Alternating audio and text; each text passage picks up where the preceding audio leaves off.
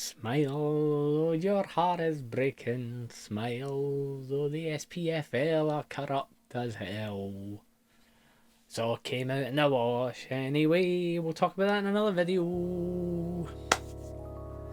I am a real American. Fight for the rights of every man. I am a real American. Fight for what's right. Fight for your life. Right, troops, welcome back to another Xhiefs drinking video. Hopefully you've watched the first in this series from America. Well, I say from America, alcohol from America. First in the series was a decent cheap bourbon. Not really my cup of tea, Western Gold, but it was decent enough, if that's your sort of thing.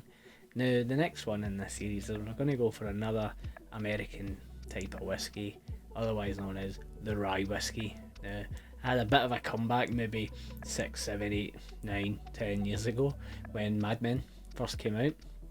The infamous Don Draper loved his rye old fashions, and there was a big upsurge in people drinking old fashions, and I like to think that's probably where even now the popularity of the old fashioned comes from. And he would have it with Canadian rye, which is a whole other kettle of fish. This is about American rye, so we're going to focus on that. American rye whiskey is, you guessed it, made with rye grain, and to qualify as a rye, like a bourbon's 51% corn, a rye has to be a minimum of 51% rye, and it's multi-grain as well. See, they're no silly, they kind of keep the same standards going. But with a rye whiskey, what is kind of known as is it's a little bit spicy, a little bit more spicy because of that rye grain. So it's been used in tons of cocktails. Not a lot of people drink it straight. You use it almost Manhattans, old fashions alike. So that's what they've got. Now, in order to make it a straight rye whiskey, it's the same as bourbon. Minimum 2 years. Now, the one that we're going to be going through today is the HUDSON Manhattan Rye. Now, Hudson, New York River, everybody knows. This actually comes from New York's first whiskey distillery since the days of Prohibition, way back whenever that was. I think that was the 20s, maybe. Al Capone. I don't really know American history too well, but I'm sure there's a ton of. There's an internet site called Google. Have a bash, you can find it out. And that distillery is the Tuthill Town Spirits Distillery, and they make the Hudson brand, which you'll see about. And this is the one that we're going to be doing today, the HUDSON Manhattan Rye. Now, it comes in a 35cl bottle, which is pretty much half the normal size of a bottle of whiskey, to be fair. It's 46% volume, pot distilled from rye grain, matured in New York, handcrafted and bottled by Tuthill Town Spirits, Gardner, New York. That's what I've got. Now, you can see that I've not got much of this left. The reason for that being is I gave it to my brother. Really enjoys bourbon and stuff, and he likes it. But I actually poured some in when we went to Vegas a few years back and made a little kit for the plane. I'm not going to tell you how, I'm going to show you how you do that. But so we could have old fashions on the plane. It was his first time going transatlantic, and I figured let's make it a little bit of a treat. And we had old fashions on the plane with us, and it was fine. It was good.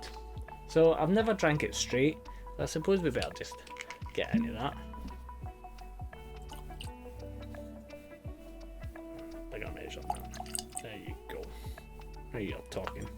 Let's see what we've got in the nose. Now I'm expecting spice. Aye. Getting a hint of the spice. Nothing too pungent.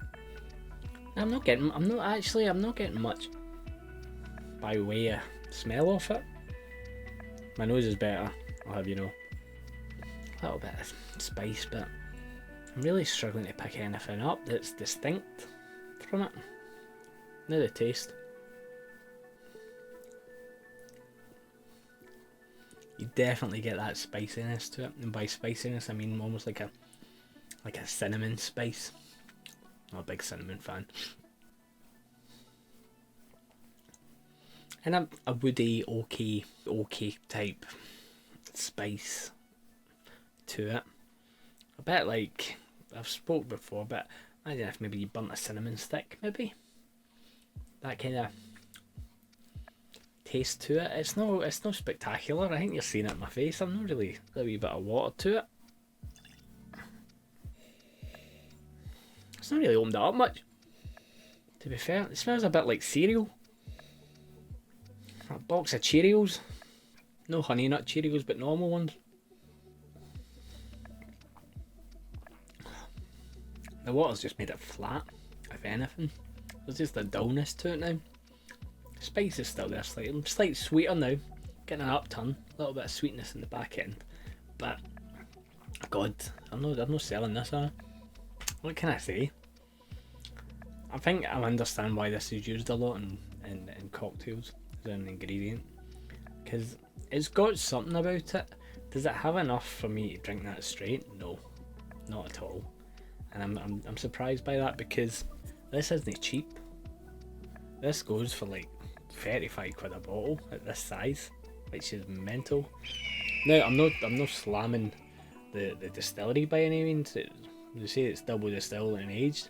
It tastes quite young, but it's still a straight rye either. You notice that? So I wonder how quickly they produce this and turn it around. It doesn't. There's no age statement on it. I think in short, it's alright. I'd need to try other ryes. I'd need to try maybe some aged ryes and something else to develop more of a palate for it. But what can I say? I've always said I'm not going to rate these like number wise, but to be fair, if you're buying it as a gift, it's a nice little bottle and it's a nice little gift. But I think 35 quid's a lot of money for this, considering what it is. Now I could be completely wrong. I'm sure there's rye drinkers out there that love this stuff. For me, it's not really enjoyable. You've seen me drink the other whiskies and I enjoy drinking them. This is a bit laborious, to be honest, but maybe I'm wrong. Maybe I'm wrong. Who knows? It's my channel. I'm just going to say it. No for me. No my cup of tea. But I'll still finish it. Oh, that was fun, wasn't it? I'm glad I did that one. That's part 2. Christ. Hope you're still watching. Oh, misery guts here. That was part 2 of my America series, American whiskies, and I'm going to move on to the third one. The third one hopefully be a bit better than that. But if you're a rye drinker, please let me know in the comments. What am I doing wrong? What should I be trying? Because that's no use. I'm not into it. So thanks a lot for watching. This has been Xhiefs Drinking, my little video series of stuff I like to drink or that I've got in my cabinet. Moving on to the next one, part 3 in this. This is part 2. If you've not seen part 1, make sure you go back and watch it, and we'll be signing off here. Cheers. Fight for what's right.